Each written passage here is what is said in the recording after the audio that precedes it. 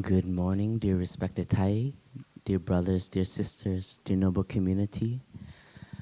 Today we have an opportunity for questions and answer. It's the last question and answer session of our winter retreat together.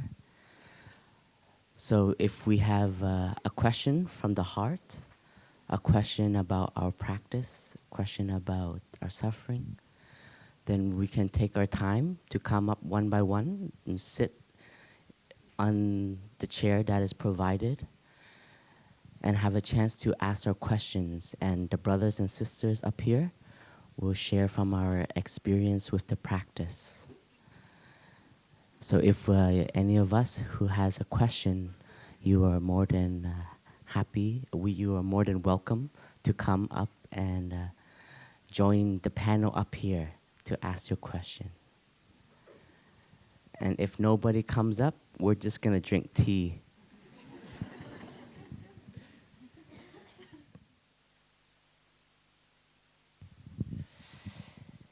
And if you are too shy to come up, then you can also write down your question and then somehow transfer it up to the bell, and the bell master will bring the question to us.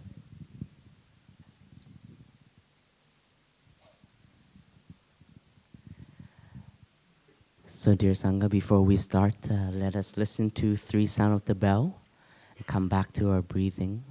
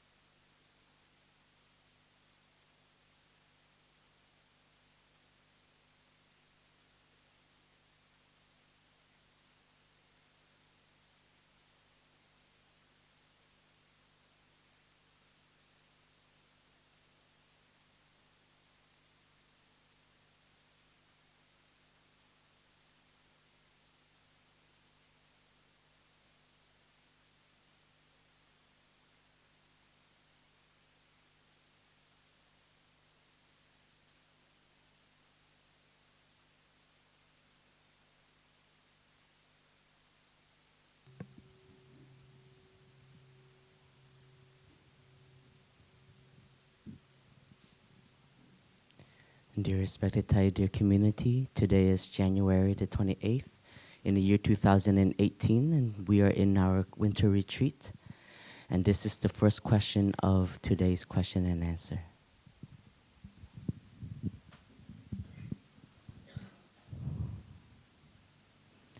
Dear Thai, dear Sangha, dear respected brothers and sisters, email, Facebook, telephone, internet, and other technologies have become very important tools in daily life. How to use them mindfully.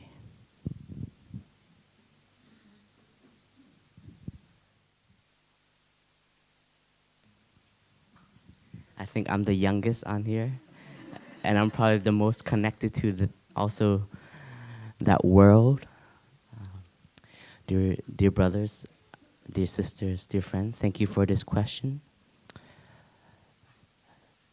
Technology is a means, and we have to see it as a way of communication. And our attitude, how we address it, how we use it, becomes the way of addressing this issue. And the practice of mindfulness and the practice of mindful living that we learn here is to help us bring back our mind, ourselves to this body. And if we're unskillful, we're unmindful with this practice, with the use of technology, then we can see it bring us outwards.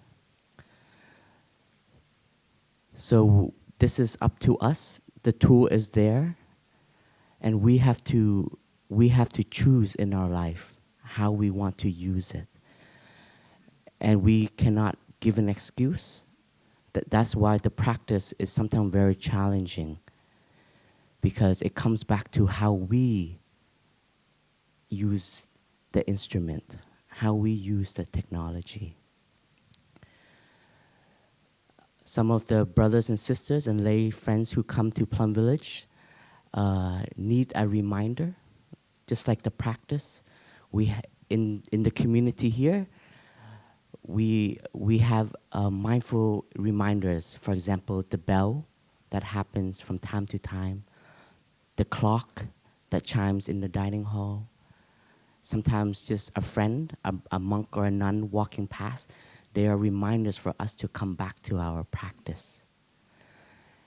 And in the computer world, there are friends who have created apps that we can install.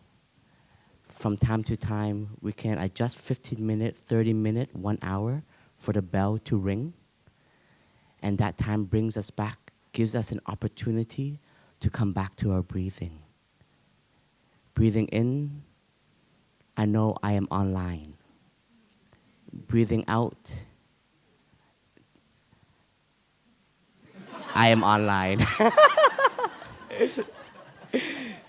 Breathing in, I come back to my body. Breathing out, I'm home with my body. Breathing in, I'm here in the present moment. Breathing out, what a wonderful moment. And when you can come back and recognize that you are alive again, then your time online will be more mindful. And today, there's a lot of information that is being offered. The news feed, there's a lot of buzz, there's a lot of noise. So we have to be very true and very honest with oneself. And this comes in the discipline, the mindful diligence that we talk about in the Noble Eightfold Path. So if we are always diligent being online, then our mind will always be outside. And if we know how to stop, and we know to say, this is enough, then we take care of ourselves. So our teacher always have this this question. It's like, are you sure? And I think there's a new phrase that we can use when we're online. It's like, this is enough. And we have to know, when to stop and how to stop. So connection is always available, but now the challenge is how to disconnect in order to come back home. And when you have that capacity and that ability, then your time online will be much more useful and beneficial. I'm not a perfect practitioner. This is also a reminder for myself too. And there are some traps on the internet. If you've ever been on Wikipedia, you go to read information, right? And then there's always blue words, blue letters. And the more you read, the more you're curious. And you link to the next page. And then in that page, there's another word you don't know what it is. And you click on it, and you keep going and going and going and going. So the practice is to know why I am online, what I need to do, and then that is enough. It sounds easy, but it's very difficult.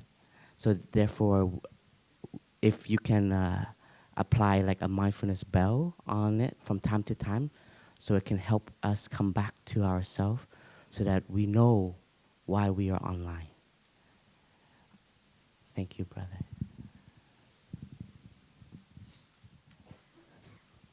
So please listen to a sound of the bell before we start, before you ask your question.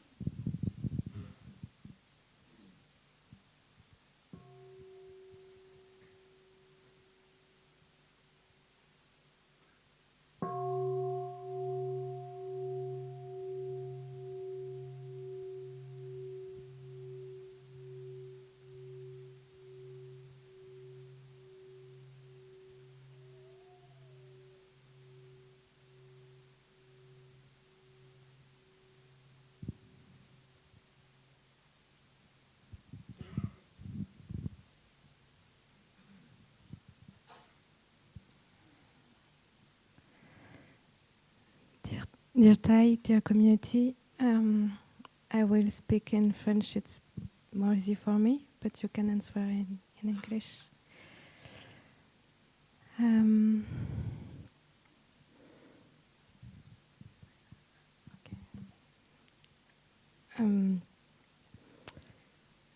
Je fais la retraite d'hiver et au hameau du Bas, on a la chance d'avoir une sœur formidable qui nous a fait des cours sur le sutra des 8 réalisations des grands êtres. Et dans la 8e réalisation, il y a une phrase qui me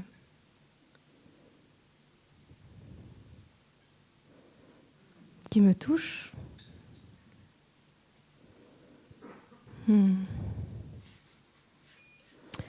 Nous devons faire le grand vœu d'aider tous les êtres, de souffrir infiniment pour eux.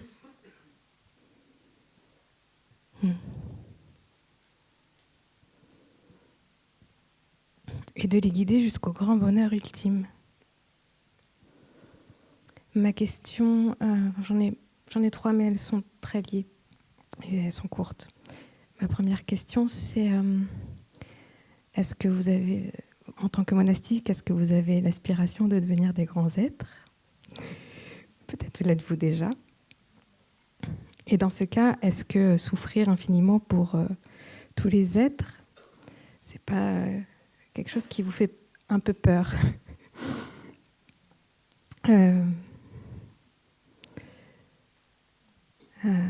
En fait, je vois ce que ça touche en moi. C'est l'année dernière, j'ai accompagné mon père en fin de vie pendant 3 semaines en soins palliatifs.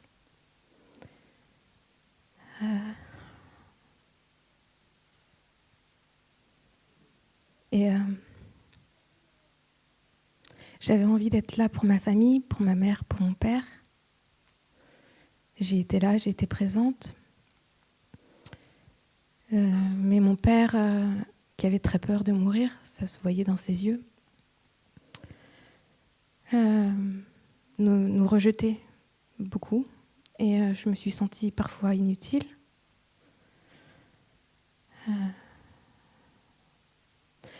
Et en fait, je me rends compte que je me suis beaucoup jugée sur mon incapacité à pouvoir l'aider plus.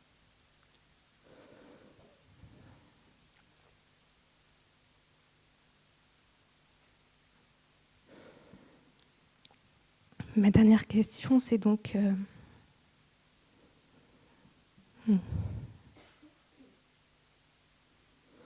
Quand vous êtes face à quelqu'un que vous aimez et que vous voulez aider et que vous voyez qu'en fait vous êtes dans l'incapacité de pouvoir faire plus pour lui, comment ne pas se juger soi-même et comment faire avec ça ?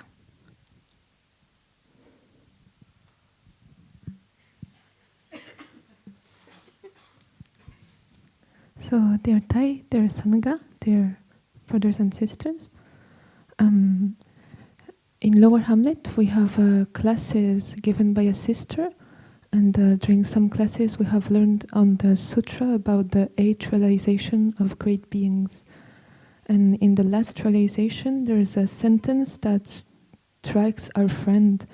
It says, we have to make the great vow of helping all beings, of suffering infinitely for them, and of guiding them to the great ultimate happiness. So our friend was really struck by this sentence, and she has 3 questions about it. First is that she would like to know if, as monastic, do you make the vow to become great beings? Or are you great beings already? Maybe. And if you do make this vow, aren't you a little bit afraid when you also make the vow to suffer infinitely for all the beings that are here?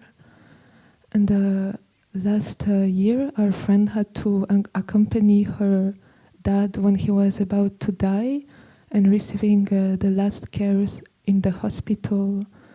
And while she was at his side, she was a bit, she felt a bit, she could see that her father was so afraid of dying that there was a kind of reject from his part to her.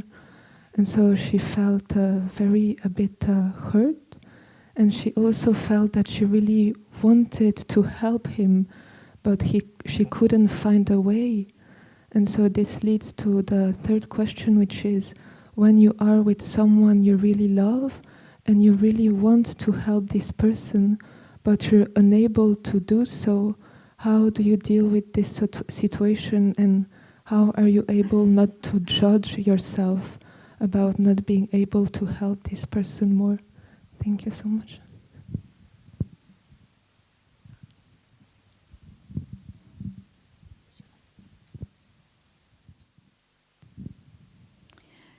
Dear Thai, dear brothers, sisters, dear friends, dear friend, thank you for your question.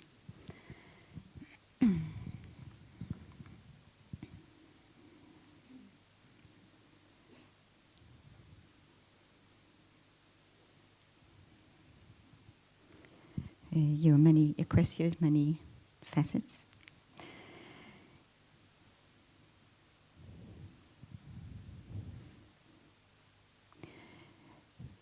If we want to be there for those who suffer and who are in pain,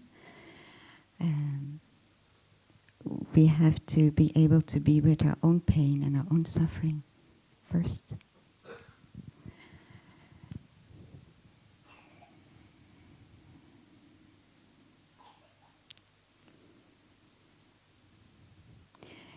If we are at the bedside of someone who's dying and they are afraid, we can be with our fear if we can be with our own fear. And the person who is dying will notice this and will find calm.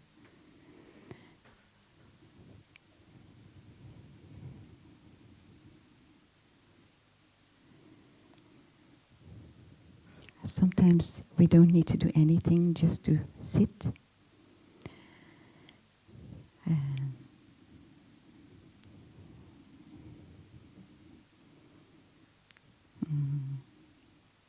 I have sat at the bed of people who are dying, and one was the wife of one of our neighbors.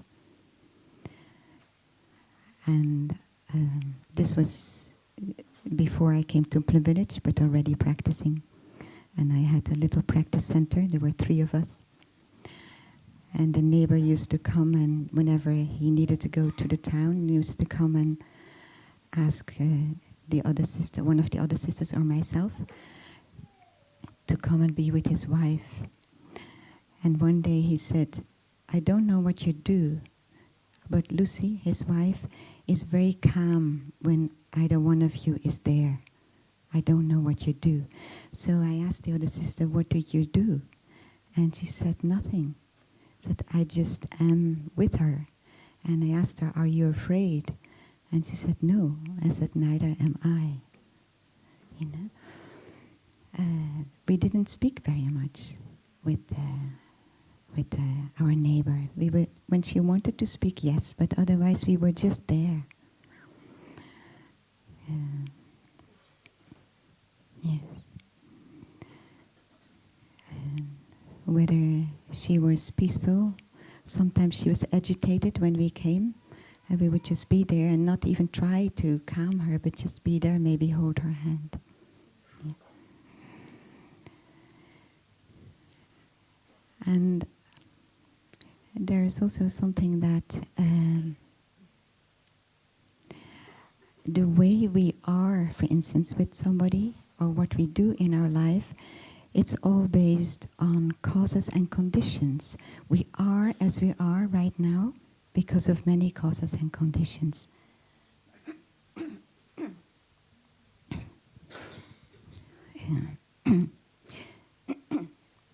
Excuse me. When I look back at my life, I think, oh, why did I do things like that? Why didn't I do them differently? Why couldn't I be of more help? in some situation. And then I look and I see, okay, well, how was I and how did I come to be like that? What were the conditions in my life? You know? What was my health like? What was my economic situation like? What was my social life like? My education. And then I thought, how aware was I? How much mindfulness did I have at that time in my life? And then I see, if I look at all those causes and conditions, I see I did my best. I offered the best I could at that particular moment. And when I look back now, of what I know now, to the past, I can see, oh, if I were now in that situation, I would do differently. But we always look like that at the past, because we grow and we understand more. And looking back like that, I see the importance of keeping on to practice mindfulness in my daily life, to live more and more aware of what is happening inside of me and around me, so that I can respond appropriately or the best I can. Yeah. So for my self-compassion, this is what I do, to look back and see I did my best. You know, considering all the causes and conditions, I couldn't do anything else. Yeah? But I've learned something, and that inspires me to continue on. Especially when being in contact with suffering, it waters, I guess, our seeds of what we call bodhicitta, the mind of love, the strong volition to practice and live a way of life that helps us to understand suffering, to recognize suffering, to understand suffering, and to know what to do and not to do in order to go in the direction of healing and transformation, first for ourselves, and then be able to offer support to everybody else who does this. Yes, I'd like to offer that, but maybe my brothers and sisters have to offer something else, something more.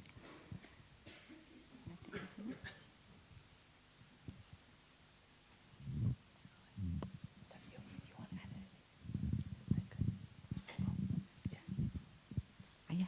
Okay. Yes. Thank you for your practice and thank you for being here. Yes.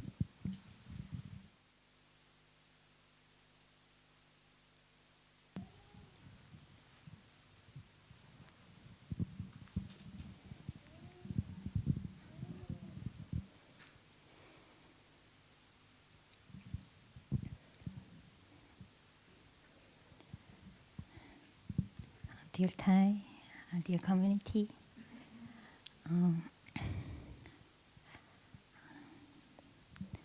I had this question in the beginning of winter retreat, and I got probably some answers during this winter retreat maybe, but I really asked this question in this question and answer session. I also attended the autumn retreat in this plum village last year, and during that time I felt at the first time my inside me that is suffering, but that suffering is not just mine. It's transmitted from my mother, or it's not just also not my mother's, it's also from up, and I just tracked that down somehow, and I touched, actually when I got back home, I asked my family about my ancestors, and I heard a story about some of my grandfather or mothers, and as my grandmother's fathers have another wife during this time, but it's difficult time to Korea because it's colonized by Japan. And also my grandfather's fathers killed by neighbors during the war, Korean War.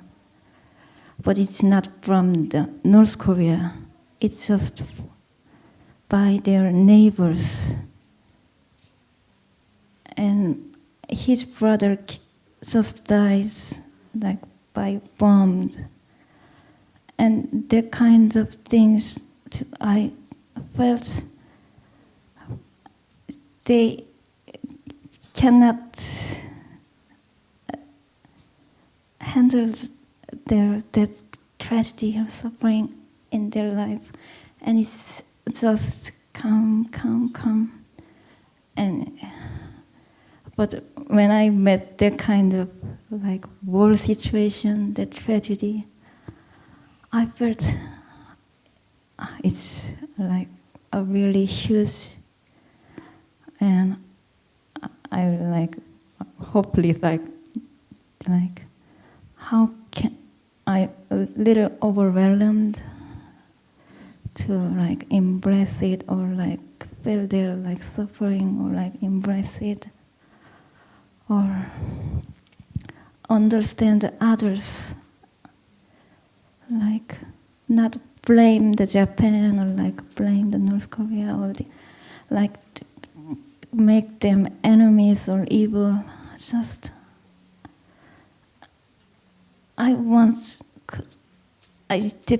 I felt that it's very important to me, just not blame them or judging them, or more understand they also have their own suffering and it's caused that tragedy, but somehow it's very, very difficult, and I just somehow I stopped this during the winter retreat.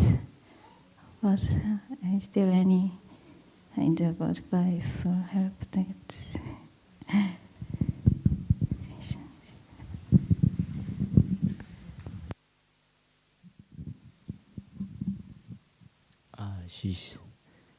Let me try to rephrase the question. You come here 2 times already, and while you're here, you're able to touch your suffering and the suffering of your parents and your ancestors. And when you went back home, you asked your family about your family history. So they shared to you a lot of memories of your great-grandparents being in tragic situation, because it was during the time of occupation of the Japanese, so a lot of fear and suspicion. So some neighbors would kill family members. So these things you feel that energy, and you're asking how to practice with that, because you don't want to hold any type of blame and hatred, but you know that they also have suffering, but you don't know how to hold that and maybe practice with that and transform it. Is that about trying to rephrase it for my sister?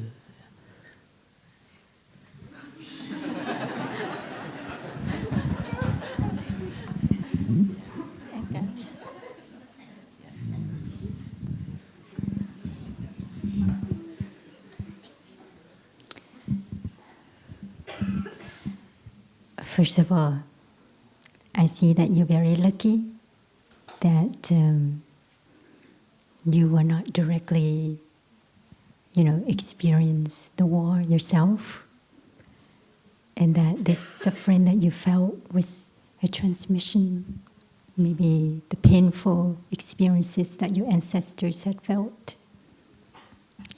Second of all, I see that you're very lucky that you have the practice to recognize that this suffering is connected to their suffering. I think when you're able to see how your suffering is connected to your ancestors and their suffering, I think that's already, you're on the path of transformation.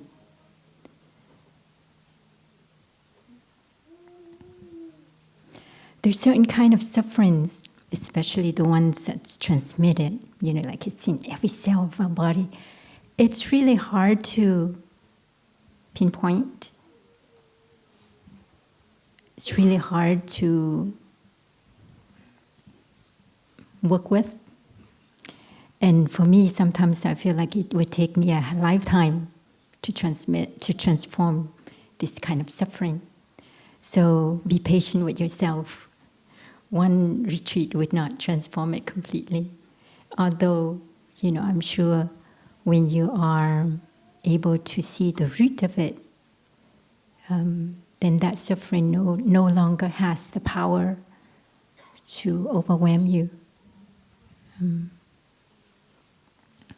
So that's the good news.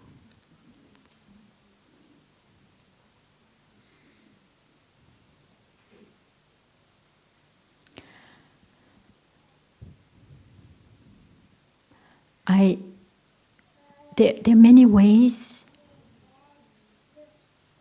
we've learned here many ways to practice, to recognize and embrace our suffering. But for me, the way to really go out of that suffering is to really go in that suffering. And that could be really overwhelming.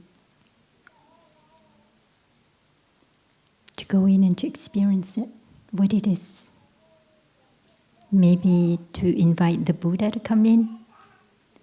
And the Buddha is not other than our breath, our mindfulness. To come in and sit with that suffering.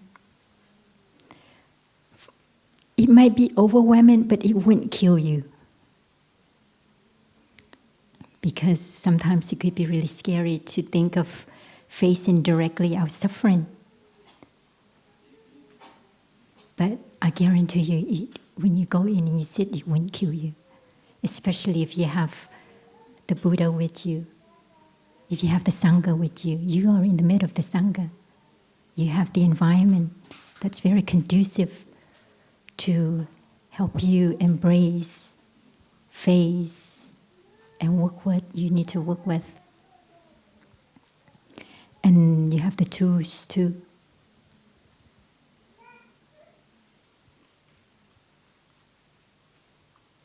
And the way we go in, the suffering it's a mental element. But I found that when they manifest, they usually manifest in the body. You can actually feel it. You can actually localize the suffering on your body.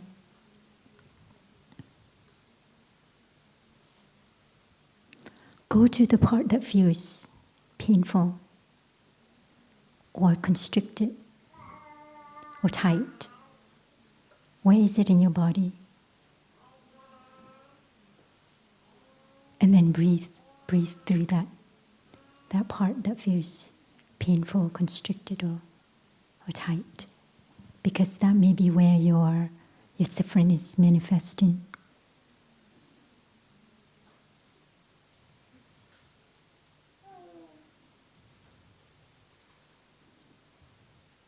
And it's important when you go back and face your suffering, it's important not to think. To be as quiet as you can possibly be, and to really use your breathing as your refuge, like as your lifeline to go in. And when you stay long enough with it, no matter how heavy it is, how hard it is, this energy, this mindfulness energy would break that down, would break down, whatever wars that may be, whatever blocks that may be, whatever power it may be that the suffering carries with it. And it will help, it will become lighter. And it will help you to see deep inside. It will help you to see the causes and conditions of your suffering. And yet, after one session like that, it gives you a lot of confidence, but sometimes it'll come back up again. But then you have the confidence and you have the experience of knowing how to embrace it. And you just have to be really patient with yourself, and you have to continue to embrace it and to recognize it and to breathe with it.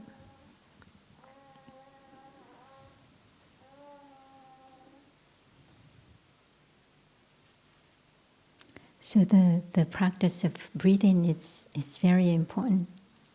It's like the Buddha. The breathing is like our Buddha that helps us to go in, gives us courage, gives us strength to go in and face that suffering. And for me, this kind of suffering, it comes and it goes. And I feel like, okay, it may take my whole life to work with it because it's so ingrained in me. And but I know every time I'm able to face it, then it becomes a bit smaller next time it comes up. To the point where, I can live with peace with it. It comes up, but it doesn't have the power to overwhelm me. And it comes up and it doesn't affect me so much. So good luck. Em có muốn thêm?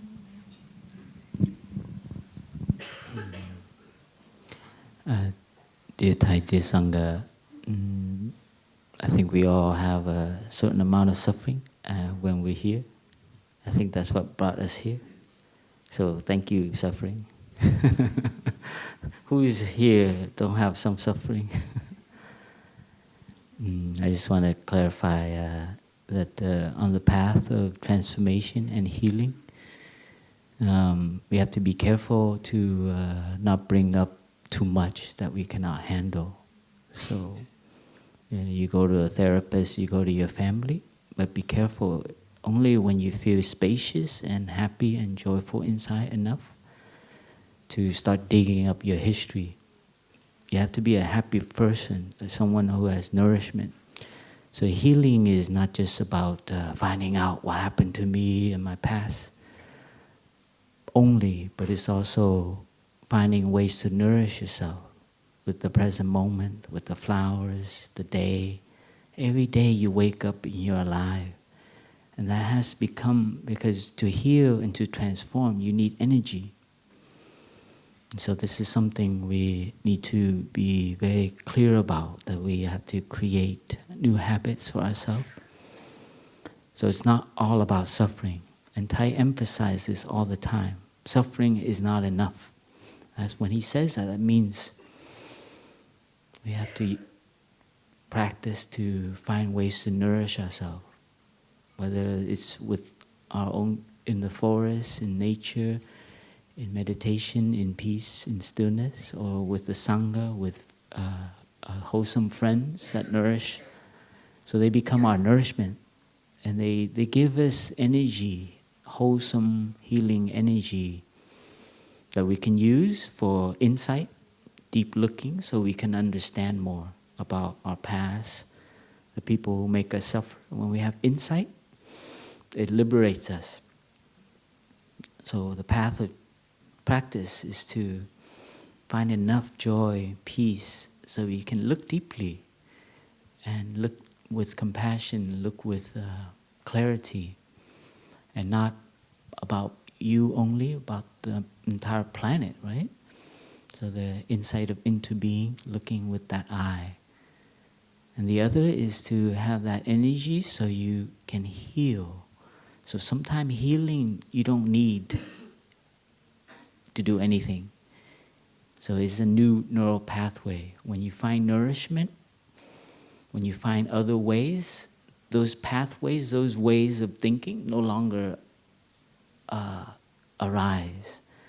So healing sometimes is not just trying to figure out what happened and look deeply into it. Sometimes it naturally, it's like your wound, you know. Sometimes you can help it to heal, but sometimes you just provide good environment and your body, your mind will heal. You don't have to go get medicine, go doctor, do nothing. Just keep it clean, clear, you know it's there, you're sending it love. And so there's different, those are some tools that I've used in terms of healing and transforming my own suffering. One is look deeply, insight. And the other is I find nourishment, energy. My brothers, the Sangha, Thai, and the healing will naturally appease itself, and you don't have to have a reason why. It's like it doesn't occur anymore. So this is something we have to trust. The healing will happen, and this is where I think we have to be careful. I just want to add that in as you dig into your family history. Just be careful. You have to have some good nourishment. So thank you for your practice.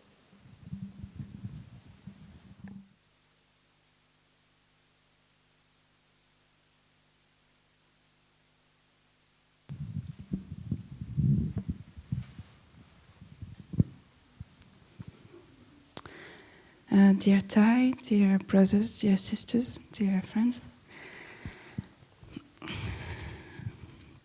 So my question is about deep aspiration and volition. How I'd like you to share about ways to find out our real deep aspirations, and how to figure out if it could be the monastic life, even if in my case I've never pictured me as a monastic, so it's really overwhelming to even think about it. So it's also related to other aspiration, like it's really like deep aspirations as a whole thing, like how to know if it's monastic life or lay life, or how to find out like what we could do to nourish ourselves, what I could do to nourish myself and to nourish the world. And at the moment I feel I'm agitated, so it's also how to settle my mind to clearly let the answer come up. Many thanks.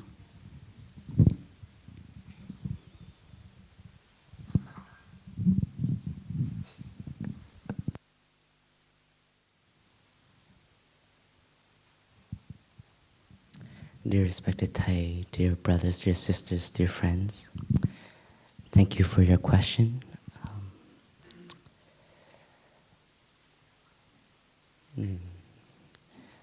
This question has to do with aspiration, the topic of how we want to live our life. And for you personally, it's also the question about monastichood.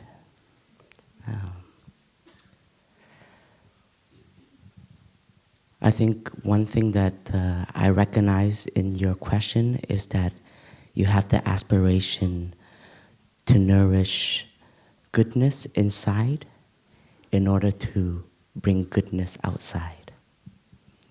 So peace in oneself, peace in the world. And when it comes to asking ourselves is the life of a monastic our life?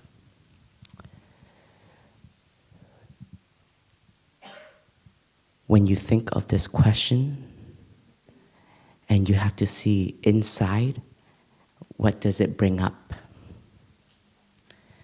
Does it bring up hope? Does it bring up joy?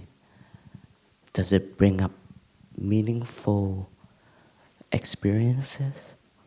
Or does it bring up fear? And does it bring up questions? It's something that we have to meditate on. The monastic life is not about yes and no. It's something that has to come naturally and organically. I'm also sharing this for all of those in here who have the aspiration to become monastics.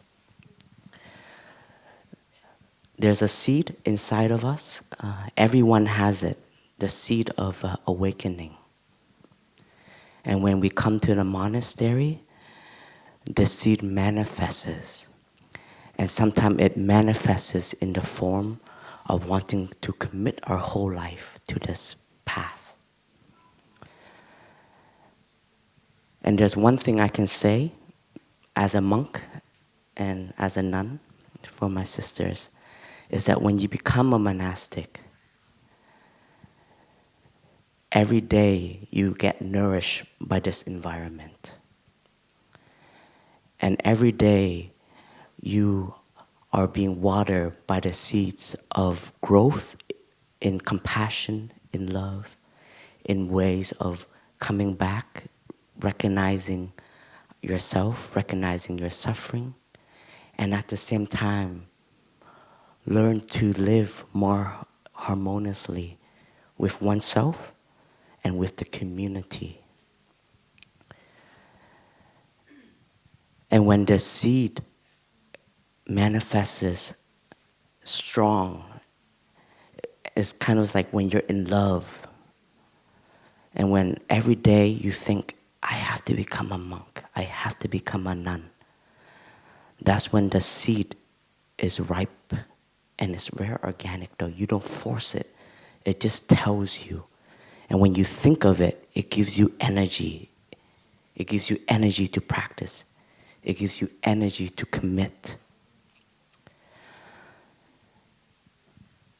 As a monastic, this question, I still have to ask myself, why am I a monk? Why am I here? I became a monk really young, you know. And for the first 5 years, everybody who saw me asked me that question.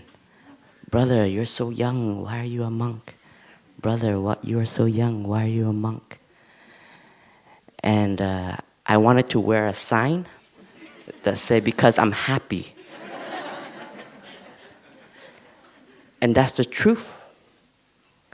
You have to be happy. You have to find the joy, the nourishment in this life. It's the same with our other choices in life.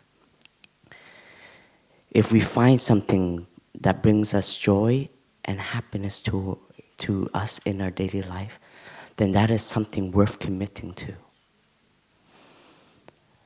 And as a monastic, when this question comes up and when I can see the answer, for example, after a retreat that the community offer, and even though for the first few years, you know, it's just being in the kitchen cooking,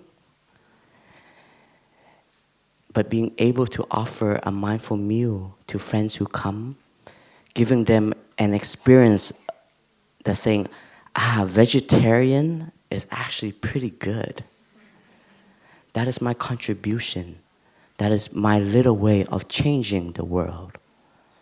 And then the more I grow, I'm able to be more at peace. My steps, my breath, my presence become more solid.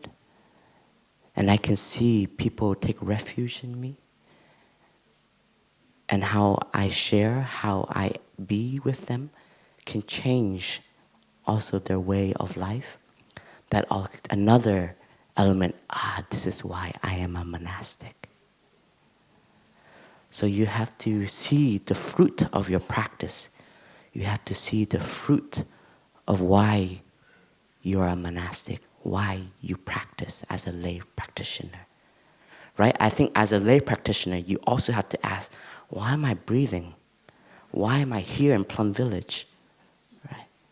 And you have to be able to identify why. And a lot of the times that answer comes in many forms, and that is also what we call insight, the fruit of your practice. So when you have the time to sit and to reflect on this question, don't be too hard and too extreme with it. It's like, if I become a monastic, it will be like this, like this, like this. It's not like that. It's a path, and there's growth that happens inside each and every individual. And causes and condition plays a very important part of it. So how you nourish yourself, that will give the outcome of how you are. Thầy, you should teach us that if you clone another Thai, that Thai will not be Thai. Because that Thai has not gone through the war, the suffering, the struggles, and his insight then will not be born. So when we look back in our life and you ask yourself, how do I want to live my life? What are the things that I am aspiring to? And you have to ask, then are the conditions around me giving me those nourishment that I need? So when I wanted to become a monk, one of the things that I wanted to be was a happy person. Truthful, huh? I wanted to be able to smile every day. Because when I saw the monastics, they were able to smile at me every day. I was like, this is a happy place. And I said, I want to be a part of this. And so my aspiration was to be a person able to cultivate joy and happiness every day. And I know this community can offer me that. So you have to see, is Plum Village, is the monastic path, is the brothers and sisters in the brown robe, are they leading an example that you want to follow? You know, when I looked at Thai, when I look at the brothers and sisters, I saw my role models. I saw people who I am inspiring to become. And I know when I go back home, I don't get that. I want to be fashionable. I want to be cool. I want to be different, right? But here, those elements were nourished and those elements were touched. And that was when, this is the path I want to walk. And when you have a happy stability foundation, then the suffering, the fear that comes up is nothing. It's much smaller. But if your fear is bigger than the aspiration of joy and happiness, then take your time, take your time. There's no rush. The community is going to be here, I believe, for a very long time. And I think because the Sangha is healthy, happy, solid, then the path will always continue. Thank you.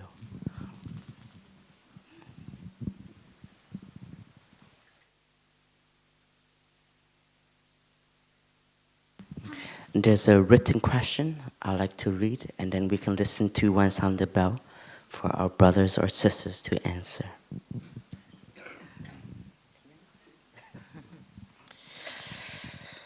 Dear community, this is the question. If one day we wake up and realize that the topics of life you had with your partner no longer nourishing you. Even the business environment we are in, which we used to like for the past 20 years,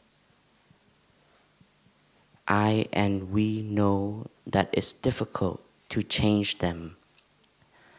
Is it wrong to walk away or leave the person and the life you had, even though it seems that it was a perfect life?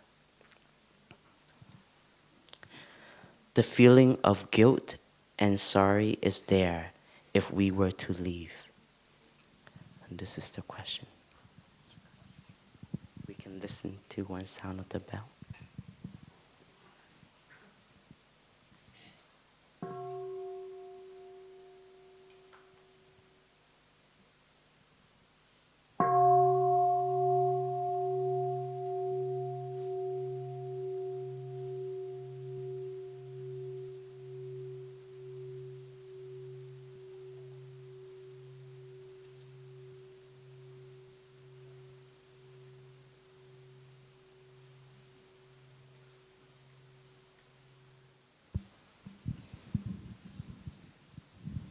Dear Thầy, dear Sangha, I'd like to share with you happiness. This last tour, I went to the US and got to visit my family and had spent time with them, with all my brothers and their family, my niece and nephew. We rent a house and we next to the beach, and we're all in one house. And we got to see the solar eclipse, the total solar eclipse, and it was such a happiness to be with my family. My father didn't join us. He doesn't like family gatherings. But that's okay. We enjoy it for him, and when we go back, the energy he receives from our family. And I just want to share with you that my mom, on this trip, she shared with me that she let go of her idea of leaving my father completely, like no more. Because she suffered a lot growing up. She's Vietnamese and my father is Chinese. And not that it was, it's human drama. It doesn't matter what country you come from. If you marry, you have some things. So the question in her was, do I leave, do I leave, do I leave, And some of my brothers and sisters, we always, some of us, yes, Mom, leave, you don't need to, you've already married for 50 years, geez, leave him. And the other part of my brothers and sisters is like, Mom, you're going to die soon, It's like, it's like, so we have different opinion, about... And some of them are like cultural too. It's like, it's like she's Vietnamese, she's Asian, she has to, do the duty of the wife and never divorce. It's very, Chinese kind of prison. Sorry. No, that's some of us, we feel that my brothers and sisters, we grow up in the West, so we have sometimes discussion about this, and they're just opinion. Please, it's not a judgment on a culture, but it's real life, like this is what we talk about. Some of us feel, and this is, I think a lot of suffering in families. I see that no family can, there's always dealing with whether divorce or not. And I see what Thai's teaching is it's like so clear. It's like whether you leave or not, you carry them with you. There's no longer, even if you're separate, you're not separate. Just reflect, take some time on that, Even if they're around the planet and it's 10 years later, you're still connected to them. So the person you love and you have children with is, this is something, it was a wonderful happiness. My mom shared that. She went back to Vietnam and she met one of her aunt, who is a nun in the Trúc Lâm tradition. she asked the nun whether, if it's okay for her to leave. And the nun, she shared with me that the nun was very clear to her that you have not finished, you have not found peace in your heart. So whether you leave or not, you will carry it with you. And it really woke up my mom. It's like, that's when it just went, poof. So it's not about staying or not staying, but it's finding peace, inside the door, in between, in and outside. So when my mom shared that with me, I felt so happy for her. Finally, she's on the path of finding peace. She's now doing more meditation and chanting, and she's on that path. That's my only wish for my mom, is when she dies on her bed, is to hold her hand and and connect with her in peace. And so it's not about my father. It's about each one of us as a human being. And it's not about your partner. It's about you. So this is something for me, a great happiness to know my mom is on the path.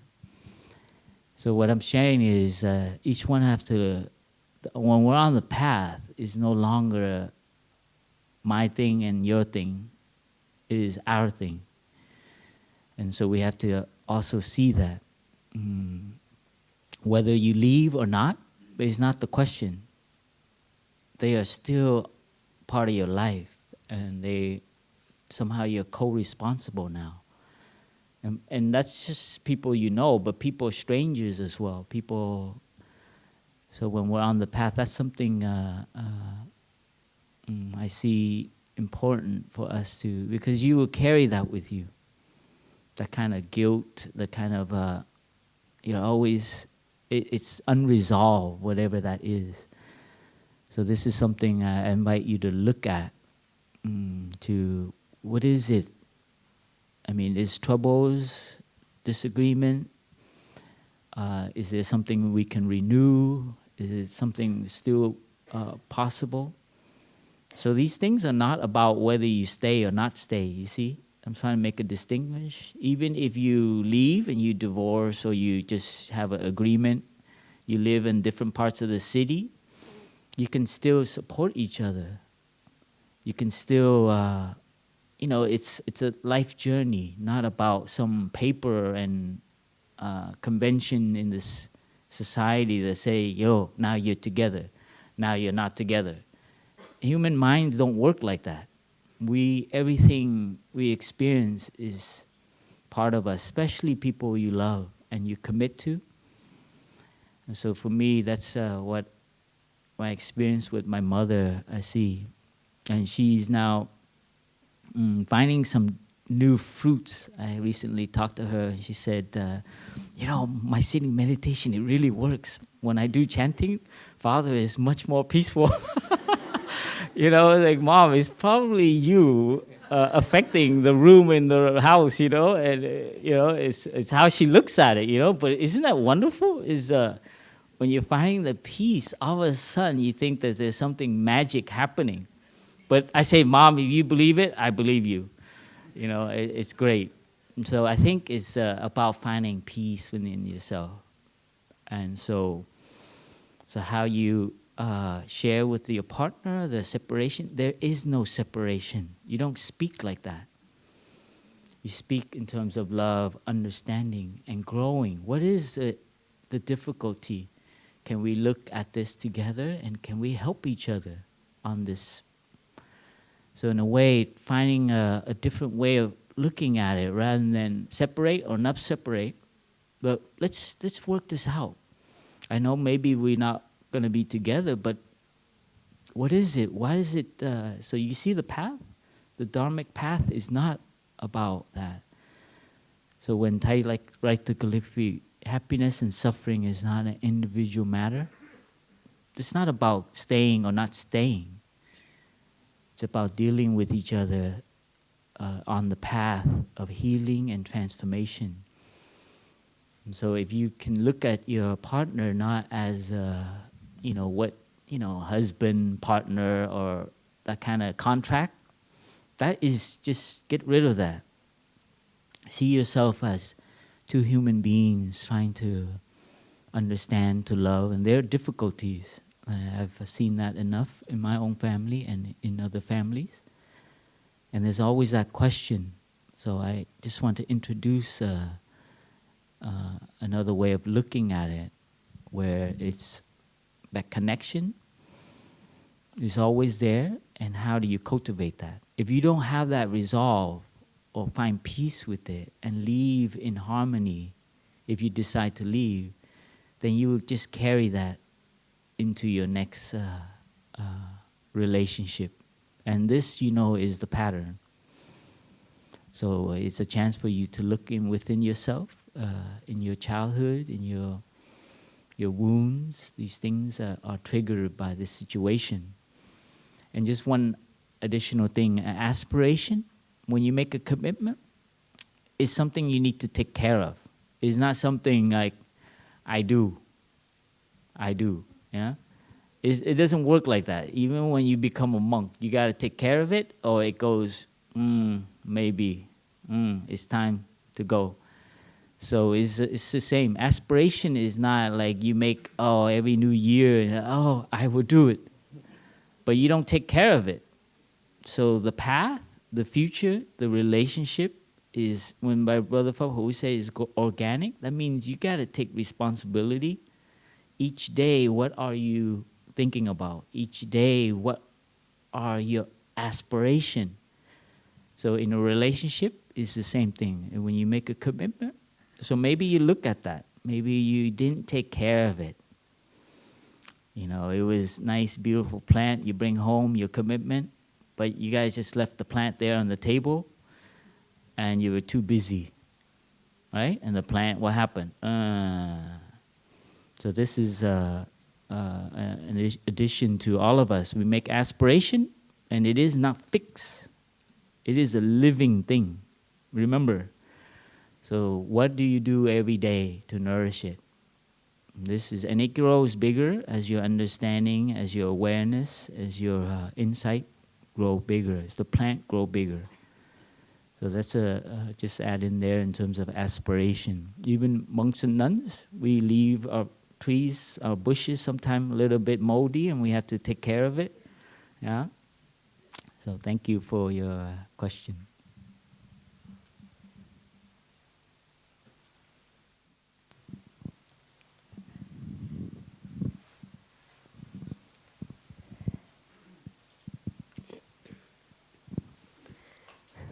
Dear Thai, dear sisters, and dear brothers, and dear community, thank you for giving me this space to ask my question.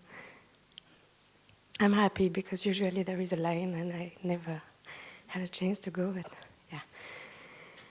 It's possible I'm getting emotional just talking in front of you all. My question is about how to ask questions. Especially, I'm here for the winter retreat, and I have touched some of my sufferings, and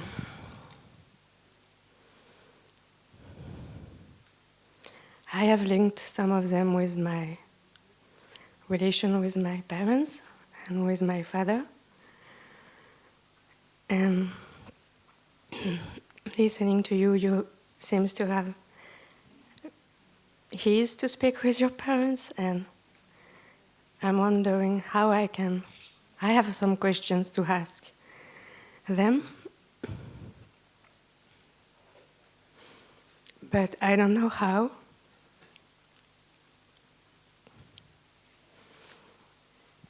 I don't know if it's a moment, and it's kind of personal question about them, and I don't want to hurt them, but still I feel like I need to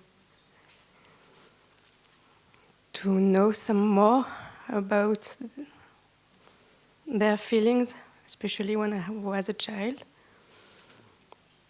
and about their behavior.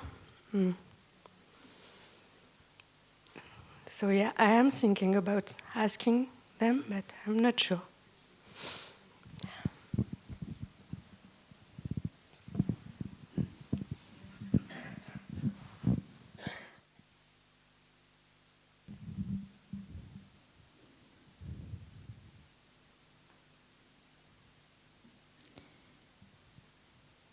I think before you approach your parents to ask questions, I think it's important to take care of yourself.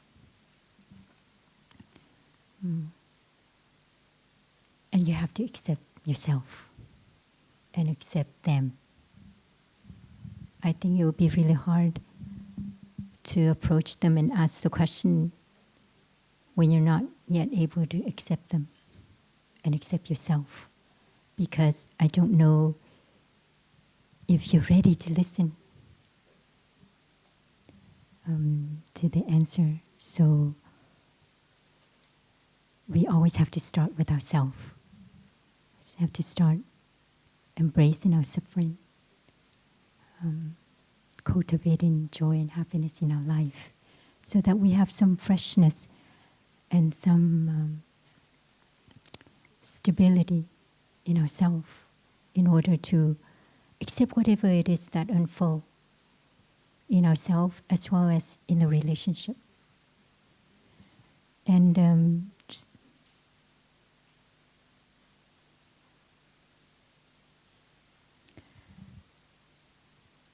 I realized that when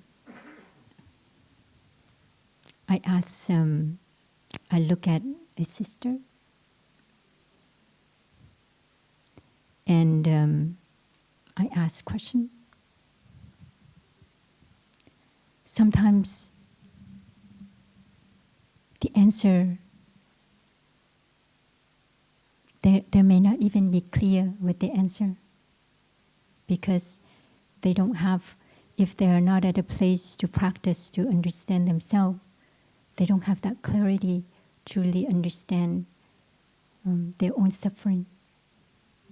And so, if we're mindful enough, we can observe and we can see so much about a person. And if you're not there with your parents to really watch them and observe them, you know, in their day out life and decision and interaction, you can look into yourself, because actually your parents are in you. You can look into them, see if what you see in yourself that has any resemblance to your parents. And I realize for me, I have a lot of resemblance. I have a lot of things that are coming from my parents. And even if I may not be able to see them, my parent, I can see them in my siblings. The things that I resemble in my siblings, and I know that's coming from my dad, even though I've not seen my dad, and I know that's coming from him. And it helps me to see the habit energies that I have, the suffering the way that I think, the way I relate to other people that can create suffering for myself and other people are really coming from that direction. And when I have that clarity in myself as where the suffering is coming from, or seeing them in me, then I think that's when you can formulate the question in a way that can really help them to share, and that you can also be at a place where you can really accept the answer or the sharing. So your freshness and your own practice and looking deeply are really important in order to know how to ask the question and when to ask the question. It's not just about asking the question, but also knowing when to ask the question as well. So I just want to share a little bit. I don't know if my brothers and sisters have others. Yeah, thank you, Sister Twain. Thank you for your question. In our life, there are always issues. It's about what, and we know what we want to do. Then we say, how do we want to do it? But maybe a very important question is why. Or why do we want to do it? If we want to ask questions in order to go to the healing and transformation for everybody, and then our questions will be different as we just come from another place within ourselves. Yeah.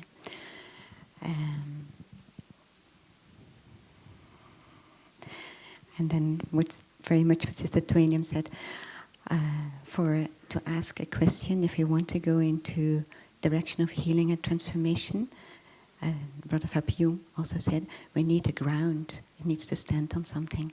So what is our relationship, for instance, with our parents, if we want to know something to help understand ourselves better and our parents better? Is that also why, what we're looking for, understanding them and ourselves better? Then it's good to have some kind of ground that can hold the questions, that there is a kind of a connection, more a connection and an intimacy, something that's there to make it a safe place to hold, and make it a safe place to ask the question, and also for the parents to feel they can answer from their heart. Yeah, and then, like Sister Twainium said, it will be accepted. So I just wanted to add that. Yeah, thank you.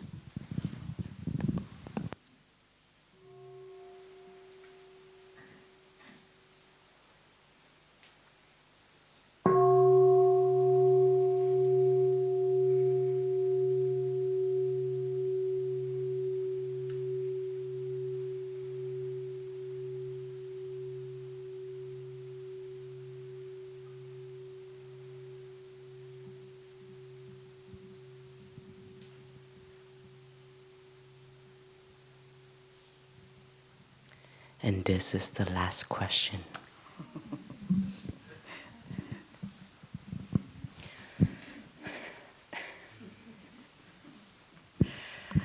Dear Thai, dear Slanka, dear brothers and sisters, my heart is pounding right now. This is the first time I've been back to Plum Village since 2013. So I'm really grateful you guys are still here. That's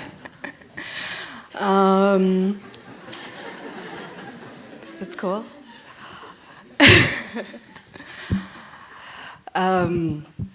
So my question, I have a daughter. She's 3 years old. She's beautiful. She's the love of my life. It's so much fun just watching her wake up to this world and grow. And I mean, I can't describe how much I love her. But I think me and also other moms I know in the same situation, it's like sometimes it's like a love that it can be crushing to a degree, because it's like just as a parent, you're always on. And I think especially for young children that are still trying to kind of reason with this world, and you have temper tantrums, like you give them juice and it's in a red cup and then they cry because it's supposed to be the blue cup. And I think it's, in the moment it's kind of, it seems silly, and it's, it's not on the level of reason because they're 3. But it's also when it's kind of the day-to-day, I guess, that kind of wears you down. And it's I worry about being a mindful parent, and I think especially with a lot of the teachings you hear about, there's things that are transmitted from your parents, and then when you're a parent, you're like, wow, that's a lot of responsibility. So it's like, getting through, sometimes I feel like I'm just trying to get through the day-to-day of, take my kid to school, work full-time, you come home, you're exhausted, and, still trying to be present and, bring someone into this world that's going to continue your legacy. Yeah, I think it's just kind of remaining mindful. But when sometimes like you don't feel like you can always stop. I took my daughter last year to the Maison des Ancestral in Paris. At the time, she was 2. So it was, trying to be mindful myself and trying to transmit this to her, while she's kind of walking around with people while they're trying to meditate. We went on the walking meditation, and she would play, and then everybody would get ahead of us, and everybody was quiet and serene, and then all of a sudden she'd yell, because she's French, she'd be like, attrapez les gens, or like, catch up with the people, and like scream very loudly, and you're like, so I guess, my question is how to be a mindful parent.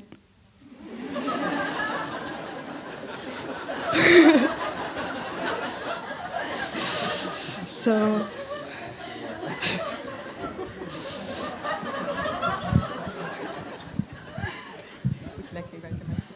it's a good question, but we have to meditate on this one a little bit.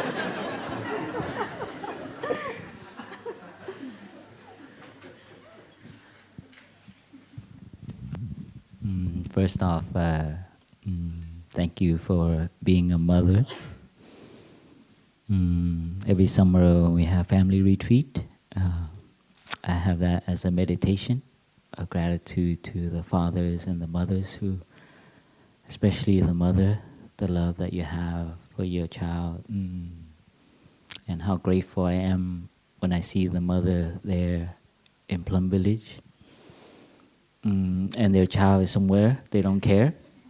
And I feel so happy for the mother. Oh, she's there with their different mothers, and they don't care where their kid is, Oh, it's so nice to have a place like that. Because I know how much, I see how much it takes to raise a child. And, and I remind myself that all the time. That is a source of energy, the gratitude to your parents. And this is a beautiful thing that we're doing to merge the practice to help families. Our society, the way we organize, is not supportive for partners, for relationship, as well as for families. The way we have organized our cities and our apartments, it's inhuman. So we need to relook at this. So I feel your pain because you don't have support. And that's why our teacher the last 20, 30 years has committed so much to building Sangha communities and building support, because we are not unlimited source of energy. We are human. And so I just want to acknowledge that pain that you have, and it's real. And don't deny it, because it will be, but it's tough if you don't have someone who take care of your child so you can take care of yourself. So that's a real need. So it's nice to hear that you have Maison de l'Aspire nearby. In terms of personal practice, just be more, use the child as your object of meditation. So to recognize, so it's like the bell. When your child triggers some emotion come back to your breath. These are immediate things that we can do. And I think coming here in Maison, more and more you will master that. It's not something that will come naturally. And so in Deer Park Monastery, they've started a Sangha called Dharma Mamas. Dharma Mamas is just for mothers. No children, no husband. Isn't that great? They have a retreat, I think, coming up in Blue Cliff or somewhere, and it's just they give the child to the husband and they're off. I love it, It's just so it's so, it's not separation, but it is, there's a kind of sacrifice that mothers, and they've shared with me, they've actually, the first time I met with, during the family retreat, the mothers talked to me about this idea to have a retreat just for mothers. And I remember they shared their suffering. Is this tension between the full-on, what is it, the indiscriminate love, the big love, and then this the sacrifice. They have that kind of like tension inside, and that's what I'm hearing. And so I think it's something that we need to take care of. It's just an emotion. It is just a thought. And this is where meditation can come in. So you see, it comes and then it goes. And so the practice help us not to be holding on to that and feel guilty and then suppress it because you're not supposed to have it. It's normal. It's like we're human beings. If we have a thought come up, like, and the tension between loving your child and going, is very, I have that too, but not with children, but it's that tension that we just come back to our breath. And if you can maintain that for a while, you see it just, and that is a miracle. You see, it's just a thought, it's just a feeling. And that is the power of your concentration as well as your insight. And so in the moment, those are the things that you can do. You can make mudras. Okay, this is the mother mudra. I come back. I take care of myself. I'm a mother, but I am also a human being, a child. So you also love yourself in that moment. So that is to appease the guilt, the kind of thing, or else it could be turned into something very sour. And the baby will feel that, your child will feel that. So come back, take care of that so it doesn't transmit. Because children, they're not developed yet in terms of explaining things. They can feel, and they will feel you. And that is how you transmit. So it's not just through learning, but it's through that. And mother and child is very strong. I feel it with my mother every time I come home and visit. And that love is actually a great source of a lot of us happening. I would say it's the source of compassion as well. That's where the child learn what unconditional love is from the mother. Because the way you hold her or him, even with suffering, while you're suffering and the child is crying, so try to direct it towards compassion. So it's not just your child, but it's you as well. So you and your child, the practice become one. So you understand? So when you hug, it's not her, but it is you. And you do that with your child, you do that with your feelings, you do that with any type of suffering. This is what I've learned from Thai, is this kind of more into being indiscriminate. And that requires training. It is not natural. Our mind tend to discriminate very easily, especially when we're tired. So one thing, commit yourself to a practice. Have a schedule, find ways to nourish yourself. 2, find community, stick to it. Find mothers, make a sangha. Can we have a mamas, Dharma, mamas in Maison Le Sphere, please? There's so many mothers who have the same feelings you have, and they're struggling, and you need to come together. So that's 2 keys that you personal practice, train, and then find community. This is Thai's very clear direction. So thank you, and bring your child to the summer retreat. It's fantastic. You get to let them roll around, and the monks, the nuns, we love them. So we'll carry them if they're comfortable, and you can have a free couple of hours, right? Only a couple of hours, right? Not the whole day, huh? But you see, and then your child will grow up with us, and they feel comfortable, and they begin to see.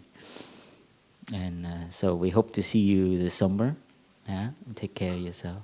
I don't know, my sister, please add to that. Thank you, Brother Pháp. Beautiful. I just want to share one experience with you. In one of the retreats I gave, there was the youngest participant was 2.5, a little boy. And actually, the children are always in the present moment. So this little boy became the Zen master. Here we are, all eating in silence, and the little boy goes, a raisin, apple. He was always bringing us back to the present moment. Yeah? So when you were speaking about your little child and going on walking meditation with the Sangha, maybe your little daughter was in the present moment. Yeah? So enjoy those moments also. Yeah? Thank you very much. Yeah. So thank you very much, dear brothers, dear sisters, dear community. Now let us just listen to 3 sound of the bell as we enjoy our breathing and enjoy the collective energy of the Sangha.